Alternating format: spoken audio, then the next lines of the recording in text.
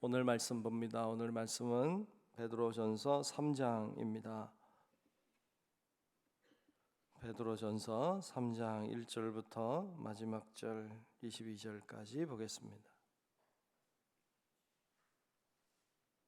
신약성경 381쪽 정도 됩니다.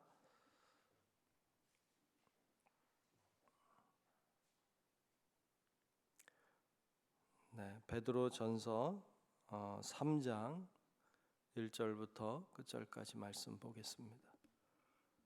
다 찾으신 줄로 알고 베드로전서 3장 말씀 제가 한 절 여러분들이 한 절 나누어서 교독하며 말씀 보겠습니다. 아내들아 이와 같이 자기 남편에게 순종하라. 이는 혹 말씀을 순종하지 않는 자라도 말로 말미암지 않고 그 아내의 행실로 말미암아 구원을 받게 하려 함이니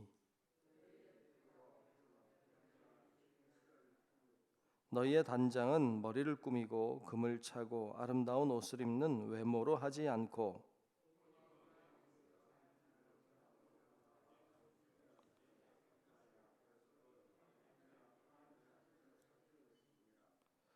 전에 하나님께 소망을 두었던 거룩한 부녀들도 이와 같이 자기 남편에게 순종함으로 자기를 단장하나니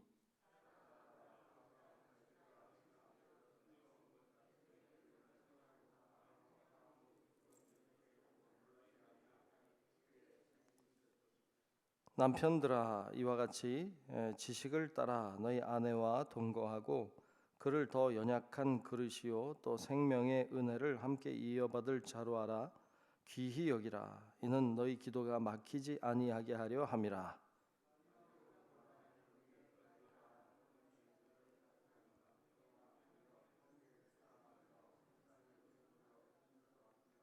악을 악으로 욕을 욕으로 갚지 말고 도리어 복을 빌라. 이를 위하여 너희가 부르심을 받았으니 이는 복을 이어받게 하려 하심이라.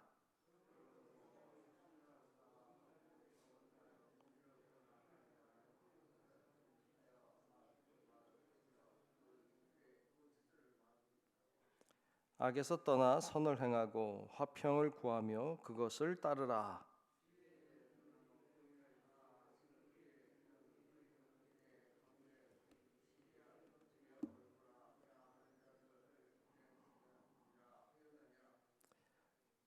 또 너희가 열심으로 선을 행하면 누가 너희를 해하리요.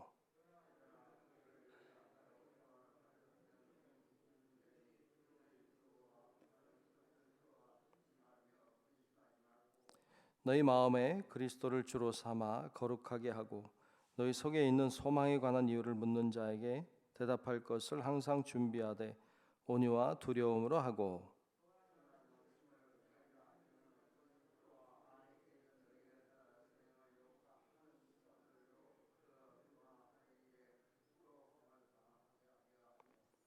선을 행함으로 고난 받는 것이 하나님의 뜻일진데 악을 행함으로 고난 받는 것보다 나으니라.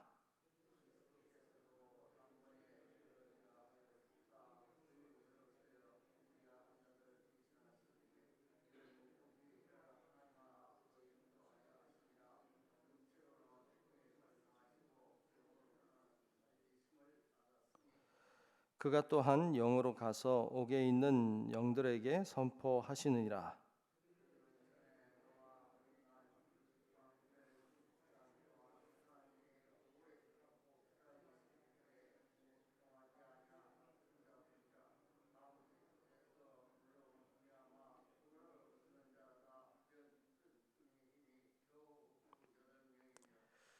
물은 예수 그리스도께서 부활하심으로 말미암아 이제 너희를 구원하는 편이 곧 세례라.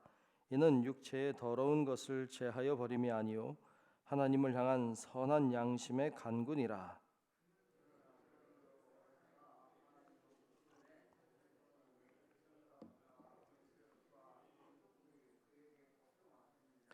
아멘. 다 같이 아멘. 네, 오늘도 주의 놀라우신 은혜가 함께 예배하는 우리 모두 위에 임하시기를 주님의 이름으로 축복합니다. 아멘.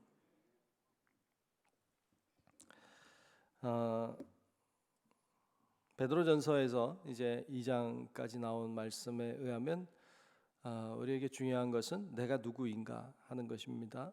내가 누구인가. 앞장 2장에서 우리를 이야기할 때 그렇게 얘기했죠. 택하신 족속이요, 우리는 또 왕 같은 제사장이요, 또 거룩한 나라요, 그의 소유가 된 백성이다. 뭐 이런 이야기를 했고요. 또 예수님은 어떤 분이냐? 예수님은 보배로운 분이시다. 또 보배로운 산돌이시다. 뭐 그런 이야기들을 쭉 했습니다. 내가 누구인가를 알고 내가 누구를 믿는가, 내가 믿는 하나님은 과연 어떤 존재이신가라는 것을 정확히 정말 알게 되었다면, 그렇다면 우리는 함부로 살 수 없습니다.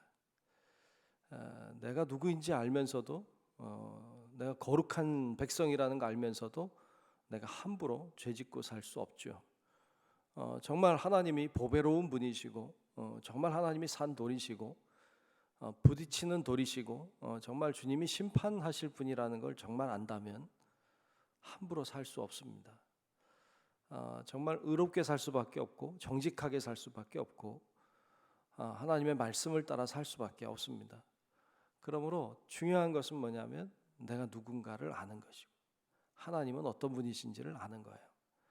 정말 그걸 아는 사람은 오늘 우리가 앞에 2장 끝에 보면 사환들아 이렇게 살아라, 그런 얘기를 마지막 부분에 하고 있고요. 그리고 오늘 말씀의 시작은 이제 아내들아 그죠? 이렇게 시작하죠. 그러니까 정말 그 내가 누구인지를 알고 내가 믿는 하나님이 어떤 분이신지를 안다면 아내들은 이렇게 살아야 된다. 그리고 이야기를 합니다. 어떻게 살아야 됩니까? 3장 1절에 보면 이렇게 말씀하고 있습니다. 1절을 제가 보겠습니다. 아내들아 이와 같이 자기 남편에게 뭐 하라고 했어요? 순종하라. 이는 혹 말씀을 순종하지 않는 자라도 말로 말미암지 않고 그 아내의 행실로 말미암아 구원을 받게 하려 함이니. 그랬어요. 왜 순종해야 됩니까? 그 사람이, 남편이 내가 하는 말이 아니라 내가 하는 행실을 통하여 그 사람이 구원받을 수 있도록 하기 위해서 순종해라 라고 말씀하고 있습니다. 뒤에 내려가면 이제 외모를 꾸미지 말고 마음을 꾸며라 이런 이야기도 하고 있고요. 사라가 아브라함 남편을 주라고 불렀다 이런 이야기도 하고 있고, 이제 이런 이야기를 통해서 아내들에게 순종해야 될 것을 강조하고 있습니다. 정말 하나님을 믿는다면, 정말 내가 누군지 알고 하나님을 어떤 분이신지 안다면 아내들은 이렇게 사는 게 마땅하다 이런 얘기를 하고 있습니다. 아내에게만 하고 있지는 않죠. 남편들에게도 이야기하고 있습니다. 남편들의 7절에 보면 남편들에게 이렇게 이야기하고 있는데요. 자, 남편 어떻게 해야 될까요? 7절 제가 보겠습니다. 남편들아 이와 같이 지식을 따라 너희 아내와 동거하고 그를 더 연약한 그릇이요 또 생명의 은혜를 함께 이어받을 자로 알아 귀히 여기라 했어요. 남편은 아내를 어떻게 여겨야 되느냐? 귀히 여겨야 된다고 했고요. 그리고 끝에 보면 이는 너희 기도가 막히지 아니하게 하려 함이라 그랬어요. 아내를 귀히 여기지 않는 자는 기도가 막힌다. 이게 하나님의 말씀이죠. 근데 참 그러니까 아내를 표현할 때 참 잘 표현한 것 같은 느낌이 좀 들어요. 아내를 표현할 때 연약한 그릇이다. 그리고 생명의 은혜를 함께 이어받을 자라고 했어요. 생명의 은혜를 함께 이어받을 자다. 대단히 멋진 표현인 것 같아요. 그래서 그런 아내로 알아서 그 아내를 귀하게 여겨라. 그래야 기도가 막히지 않는다. 이렇게 말씀하고 있습니다. 그러니까 정말 내가 어떤 존재인지 알고 내가 믿는 그분이 어떤 분이신지 안다면 아내는 이렇게 사는 게 마땅하고 남편은 이렇게 사는 게 옳다. 이렇게 이야기하고 있습니다. 뿐만 아니라 이제 그러면 더 나아가서 어떻게 살아야 됩니까? 남편과 아내를 떠나서 인간으로서 어떻게 살아야 됩니까? 그 다음 절부터 8절부터 쭉 이제 이야기하고 있는데요. 8절 9절을 보면 이렇게 이야기합니다. 8절 9절을 제가 보겠습니다. 마지막으로 말하노니 너희가 다 마음을 같이하여 동정하며 형제를 뭐해요? 사랑하며 불쌍히 여기며 겸손하며 악을 악으로 욕을 욕으로 갚지 말고 도리어 복을 빌라. 이를 위하여 너희가 부르심을 받았으니 이는 복을 이어받게 하려 하심이라 그랬어요. 아멘. 네, 이렇게 기본적인 원칙이죠. 이렇게 살아야 된다. 마음을 같이하고 동정하고 형제를 사랑하고 불쌍히 여기고 겸손하고 악을 악으로 갚지 말고 복을 빌라고. 정말 예수 믿는 사람들은요, 세상 사람과는 다른 사람입니다. 세상 사람들은 이렇게 살지 않습니다. 이렇게 안 살아도 괜찮습니다. 근데 우리는 그렇게 살면 안 돼요. 세상 사람들은 자기가 누군지 몰라요. 그리고 하나님 누군지 몰라요. 그러니까 엉망진창 살아요. 이런 의식을 가지지 않고 살아요. 욕은 욕으로 갚고 악은 악으로 갚지 그들을 왜 복을 빌지 않아요. 근데 예수 믿는 사람은 아니에요. 예수 믿는 사람은 그럴 수 없어요. 왜? 내가 누군지 아니까. 나는 거룩한 백성이니까. 하나님은 보배로운 분이시니까. 그분은 심판 주시니까. 그러니까 우리는 이렇게 그렇게 살지 않고 말씀대로 살아야 되는 거예요. 그렇게 살 수밖에 없는 것입니다. 이것이 예수 믿는 사람인 것입니다. 그래서 때때로 예수 믿는다고 하는 건 참 어려운 길이기도 하고요. 그래서 좁은 문이기도 하고 좁은 길이기도 한 것이죠. 그런데 그렇게 사는 것이 진리의 길을 가는 것이고 그것이 옳게 사는 것입니다. 그러면서 더 나아가면 이제 의를 위하여 고난을 받는 것에 대하여 이야기하고 있고요. 또 오늘 말씀 중에 15절에 보면 이렇게 또 준비된 자 되라고 하십니다. 15절을 보면 너희 마음에 그리스도를 주로 삼아 거룩하게 하고 너희 속에 있는 소망에 관한 이유를 묻는 자에게는 대답할 것을 항상 준비하되 온유와 두려움으로 하고 그랬어요. 너희 속에 있는 소망에 관한 이유를 묻는 자들에게는 대답할 것을 준비하라 그랬습니다. 무슨 이야기예요? 믿지 않는 사람들이 우리들에게 그렇게 이야기할 수 있죠. 물어볼 수 있죠. 예수 믿는 사람으로서 우리를 바라보니까 자기들은 소망 없이 사는데 예수 믿는 사람들은 소망을 가지고 살더라 말이죠. 그러니까 당신 안에 있는 소망은 도대체 무엇입니까? 왜 당신은 그렇게 항상 기뻐하십니까? 왜 그렇게 항상 감사하며 사십니까? 도대체 무슨 소망을 품고 살기 때문에 그렇습니까? 라고 묻는 자들에게는 대답할 것을 준비해라. 저의 안에는 예수님이 소망이십니다. 뭐 이런 대답을, 그리고 내가 믿는 예수님은 어떤 분이신지에 대해서 이야기할 수 있도록 대답을 준비하라.